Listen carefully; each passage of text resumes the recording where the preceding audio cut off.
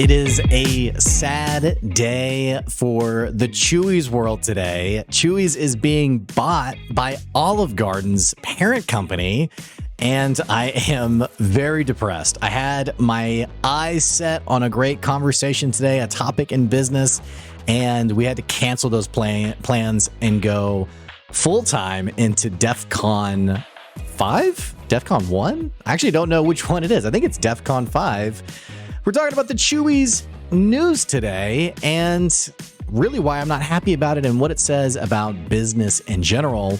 All that on today's show. Hey, if you're new to the episode, new to the podcast, my name's Blake Benz. I'm the host of the Good Advice Podcast. I've been doing this little podcast for about 6 years now. And if you're looking for those actionable, practical, tangible tips to grow your business, you've come to the right place. We don't talk a lot of theory here. We talk all action, the things you need to know to grow and scale your business. Let's get into this conversation about Chuys, but before we do, we have a word from one of the amazing businesses that sponsors the show. If you ever thought about sponsoring the podcast, you can reach out at blake@goodadvicecoaching.com, or you can always support the podcast on our Patreon, patreon.com/goodadvice, for as little as the price of a cup of coffee, which I like to joke, these days you never know how much that is. It's only $5. Again, you can check that out. Let's get this quick ad and we'll be right back soon. There's one single piece of advice that I give to business owners who are ready to scale their business drastically. And that's knowing exactly what you need to hand off so that you can continue focusing on what you're an expert in. It amazes me when I talk to business owners who are doing their own bookkeeping and tax prep, and worse, that they're going through all of this paperwork at 10 o'clock, 11 o'clock, even midnight, slaving away trying to make sense of all of the numbers for their business. Business owners who are making it happen have already figured out that you can't do it all yourself. That's why I recommend Steve Lay with Equity Business Solutions. Not only is he an expert in bookkeeping and tax prep, but what I love about Steve is that he'll sit down with you and help you make sense of the value of your business beyond just reading a spreadsheet. You'll be able to make better decisions, and more importantly, you're going to save yourself the crucial time you would have spent going through QuickBooks or an Excel spreadsheet or whatever it is that keeps us up late at night. So save yourself some time and some money by giving Steve Lay a call at Equity Business Solutions, and he'll show you the value beyond your numbers. Go to equitybusinesssolutionsllc.com to find out more. So every week, my process for figuring out what I want to talk about on the podcast, it usually comes from one of two things. One of them is sometimes I choose what I'm going to talk about on the show based on conversations that I'm having with customers, conversations I'm having with some of the different events that we do, conversations I have with peers. What are some things that you're seeing on your end? What are some things you're experiencing? I've mentioned before, I have my Tuesday morning growth group. It's about a dozen or so business owners who join me at Red Kite in Springdale, and we talk through different business things that are top of mind, sales, strategy, pricing, all these kind of like nitty gritty things that you don't really get just from Googling what to know about business or, reading social media. And from these conversations, I put together, this is a really important topic. Let's talk about it today. The other thing that I draw from for my inspiration is different headlines that catch my eye. And I'm like, okay, we should probably talk about that. One of the episodes I did recently was the Arizona iced tea staying at 99 cents, despite there being massive inflation in our economy. And that came from seeing a video from the owner of Arizona Iced Tea, basically being like, yeah, we're successful. We're successful at 99 cents. It's a privately owned company. I own everything. We have no debt, and we're happy with our price point. Well, I had something in mind for today's episode, and as I was gearing up to record, I got this headline. I got the news that is some of the worst news that I've read in quite a while. The news headline reads, Darden Restaurants, the parent company of Olive Garden, said Wednesday it is buying the Tex-Mex chain Chuys to expand its dining options. Again, Olive Garden's owner, Darden Restaurants, is buying the Tex-Mex chain Chuy's for around $600 million. So I saw this headline and I immediately, what was interesting about seeing this headline? A former employee that I had worked with at Chuy's, if you didn't know that I worked at Chuy's years ago, I worked there for probably 3 or 4 years. Well, one of my coworkers posted this news article, and it was funny. I had all these people that were commenting on this post who I had also worked at Chuy's with, all these employees. You know what pretty much everyone was saying? What a shame. And I'm going to come back to that in a second, but I think it's interesting that all former employees were saying something like that about this restaurant. Now, I'm not going to give you a history of Chuy's. I mean, bottom line, it's a Tex-Mex restaurant. If you've never eaten there, chances are you don't live in the South. They are known, they've grown tremendously in the last 10 years. They were an Austin chain. I don't know how many locations they have total, but they are a staple for many people. When I worked there here in Northwest Arkansas, we had people, I remember that we had a couple that would drive all the way from Joplin just to have lunch there, and then they would drive back. If you've never eaten at Chuy's, some things you may not know about Chuy's, if I can just, I guess, get on my soapbox talking about the greatness of Chuy's, I'll go ahead and tell you right off the bat, it is not the best Tex-Mex you will ever have. Now, I'm not saying it's bad. It's good food. It's great food. In fact, I always enjoy my meal, but it's not the best. When I lived in Houston, we had like our 5 or 6 favorite places to go to get Tex-Mex. Chuy's was never at the top. Usually it was like a real local place we'd like to go to. Having said that, it is a great restaurant. And over the years, especially after working there, I've liked it more and more. One of the things that I've always loved about it, having worked there, which, by the way, the fact that it's probably my favorite restaurant to go to. It's the place that if I'm going on a date night or my wife wants to take me somewhere, we're probably going to Chuy's. The food is totally fresh. When you walk in, you're immediately hit by the smell of fresh tortillas. There is somebody who is, rolling out the dough, the flour, and is, making the tortillas right in front of you, which the tortillas, by the way, taste incredible. Nothing is frozen. Everything is made from scratch. The sauces that you have on your meal, the salsa itself, by the way, people have told me, my wife's not crazy about the salsa there. And it's literally just all made fresh. It's all, for her, the texture, it's kind of like a watery salsa. And it's like literally they like diced tomatoes and serrano peppers and cilantro, and it all just goes into a container. And that's the salsa. So I've always loved how fresh it is. The other thing that I've really always loved about, and we're going to park here for a second. One thing I always loved about Chuy's, and I'll tell you a couple of quick things about it.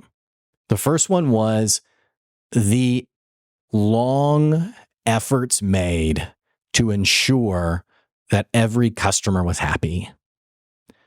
I can't tell you the number of times a customer didn't like something and the manager was like, no problem, we'll make him something else. Not a big deal. Wasn't an issue. Which, by the way, I remember I've been in restaurants before where I order something, I didn't like it, and the manager comes by and they make you feel bad for it. They're like, are you gonna pay for that one too? But with Chuy's, no questions asked. It was like, okay, cool, we'll make him something else. Not a big deal. The one story that comes to mind, I had a table. It was a patio table that I was working with, and I was serving them. I think it was maybe 6 or 7 people. Well, they were going to a concert right after at the Amp, which is this venue right next to Chuy's. Well, the dad of the group, I guess he left his wallet, or he left his concert ticket or something. And so the food was about to come out, and he was like, hey, I have to drive home real quick and get my concert ticket. Is there a chance you guys can keep it warm? What have you? And so I was like, yeah, I'll ask. So I go to my manager and I'm like, hey, here's what's going on. And my manager says, no problem. We'll just make it fresh whenever he gets back. If you can just let me know as soon as he's here, we'll make it fresh for him. And I just thought they already made it once, but it was more important for the manager to ensure this person got a fresh meal at their own expense than it was to try to cut costs or, yeah, let's put it under the warmer. And which, by the way, it would have been fine under the warmer. But I just always admired. And by the way, if you've listened to the podcast long term, you know how much I love thinking about customer experience and like really wowing someone. And I personally meditate on this a lot for my customers of like, what's the next step to really communicate intentionality and genuineness and, value ultimately. But it always stuck with me how this manager approached that very specific situation. And I have a dozen more stories of things like that, where things were done that were not profitable for the business, but they were done because they wanted the customers to have a great experience. I always admired that. So like I said in the opener, the news broke today that the Olive Garden parent company, Darden Restaurants, is buying Chuys. And I'll say something right off the bat. I'm happy for the leadership team at Chuys. I'm happy for the owners. They built something really meaningful. They built something really great that has grown tremendously across the country over the last several years. And I'm happy for them that they are reaping the rewards of that. However, I'm almost mourning. I feel like this is the death of Chuys.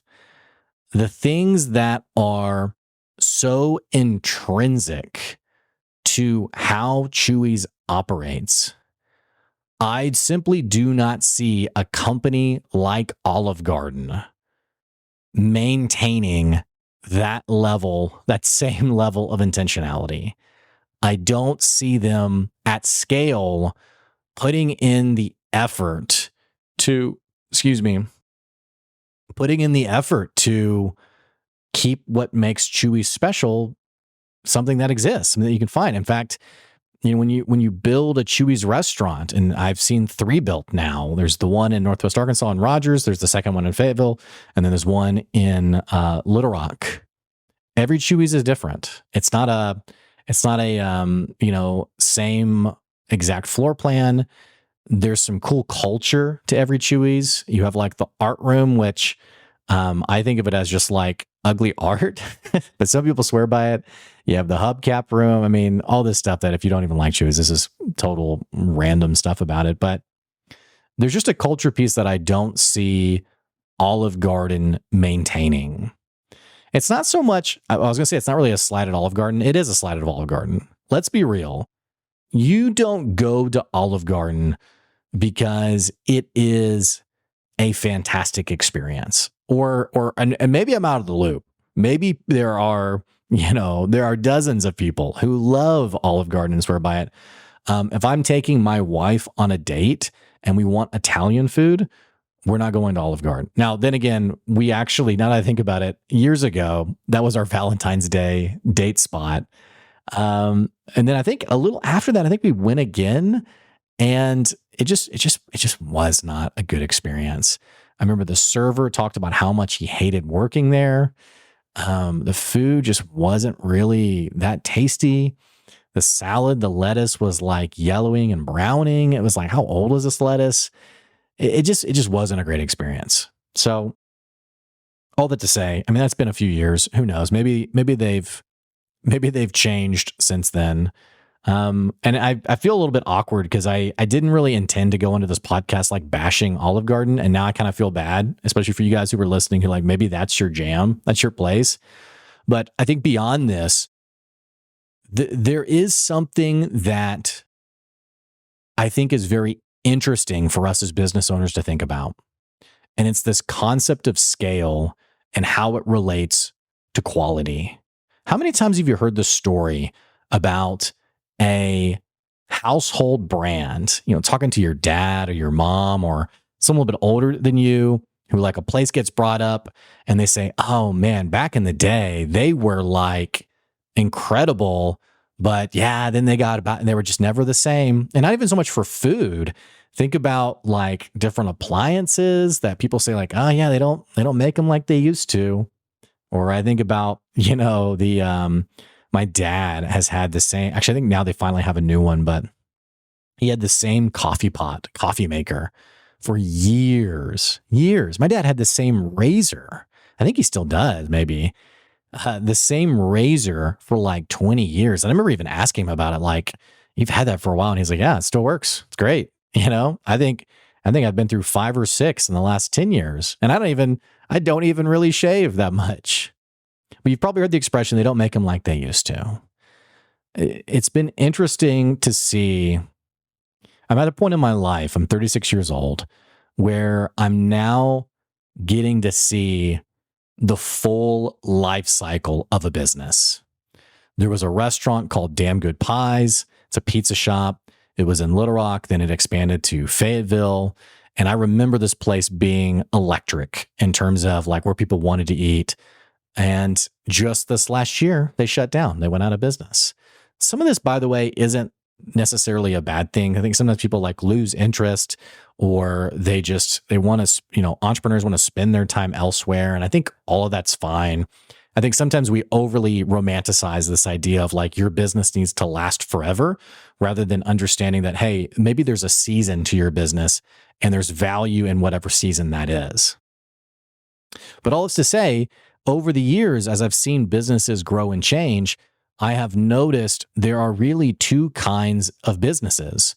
There's the ones that are cutting costs in order to maximize short-term profits.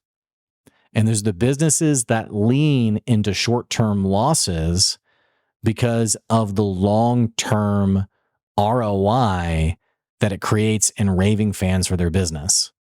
We've talked about this a lot on the show, on understanding that it's deeply more profitable for you to have a customer for life than it is for someone who buys from you, doesn't have a great experience or has a mediocre experience, and they move on and they're gone until the next person comes along, right?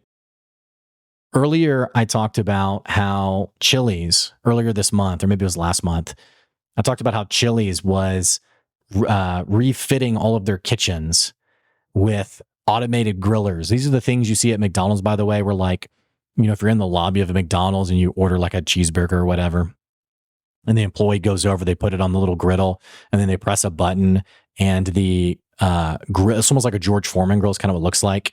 It begins to lower and it automatically cooks the meat. Chili's is fitting all of their kitchens with this.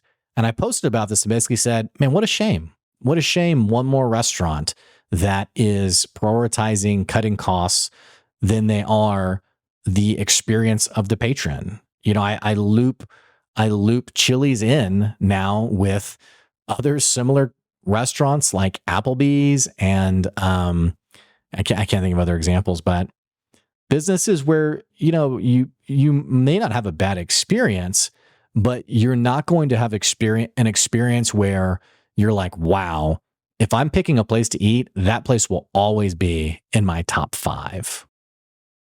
So what does this mean for us as business owners?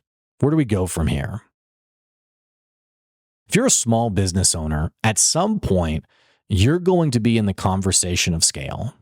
You're going to be in the conversation of, if I'm making $100,000, what would it look like to double or triple or 10 times my revenue over the next few years? That's what we mean by scale. It's I'm growing this thing out, and we're no longer looking at small percentage increases. We're looking at 2-fold, 3-fold, massive gains in our business. I think something to think about is embracing things that don't scale, even as you think about scale, because it's often those things that create a long-term raving fan for your business. It's those, and you can't always do all of them. You can't always forever do the things that you did when you first started. Like when I first started on the podcast and I was bringing guests on, I would have a guest on for an hour, and I would go through and I would spend out like 3 or 4 hours I would go through, I would edit the podcast, and then I would go through and I would cut like 5, 6, 7 sound bites to give to that guest, to just be like, hey, this was an awesome, you sounded incredible on this one. Oh man, this was such a quotable moment. And oh man, this one was so punchy. And I would send this stuff unbranded, by the way. It wasn't like, hey, share all this stuff for me. It was purely for their benefit. Well, as time has gone on, it's no longer doable. It hasn't been doable to do something like that for years. Many times I have to work hard just to get a single clip ready from an episode a guest has been on. So you won't always be able to do all the things that you once could when you're scaling. But I think what often happens is business owners they become too black and white. And frankly, taking advice from people who are all about scale and who are like, well, you can't keep doing that. Well, you can't keep X, Y, and Z. Like me personally, for example, I send a video to every new customer who joins the Good Advice Tribe. Is that scalable long-term? I think it is, because I've designed that thing to not be a big expense of my time. It's not a big expense of my effort. Like I don't write out a script. I don't do multiple takes. It's not a 10-minute video. It's a 60-second video. So I think the sweet spot for businesses that are growing who want to maintain that sense of genuineness is finding things that aren't necessarily scalable, but there can be a process built around them so that you can continue to wow your customers. In the case of Chuys, I don't know what this means for it long term. I think the things that they've done, that they've said, you know what, that's not necessarily scalable, but it's important to us. A good example would be, I'm just going to call her the tortilla lady. I don't know the job position, but it's the tortilla lady. You walk in, this lady's cooking tortillas, and every Chuys has that. Well, when Darden Restaurants comes in, I wouldn't be surprised if they were like, hey, that's a salary. That's a salary across our 50 plus, however many stores they have, restaurants. Let's get a tortilla maker. Tortilla makers are very cheap. And more importantly, how different is a tortilla from a tortilla maker than from someone who's actually making them?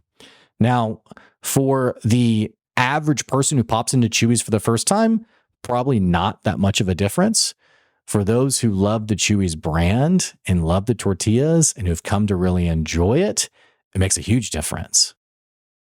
I want to share also about a guy who came on the podcast, Patrick. Oh man, I can't think of his last name. Patrick. Let's see here. I'm actually totally blanking now.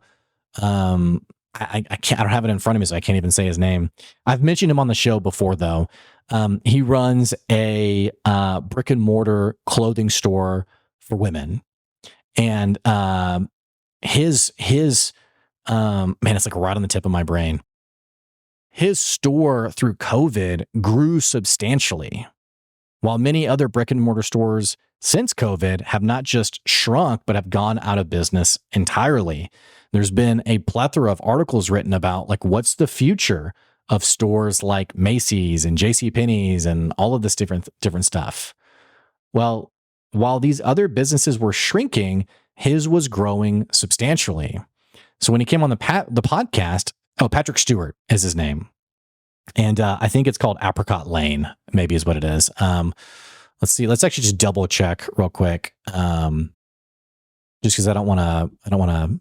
Yeah, Apricot Lane. Perfect. Apricot Lane Boutiques. 75 locations throughout the United States.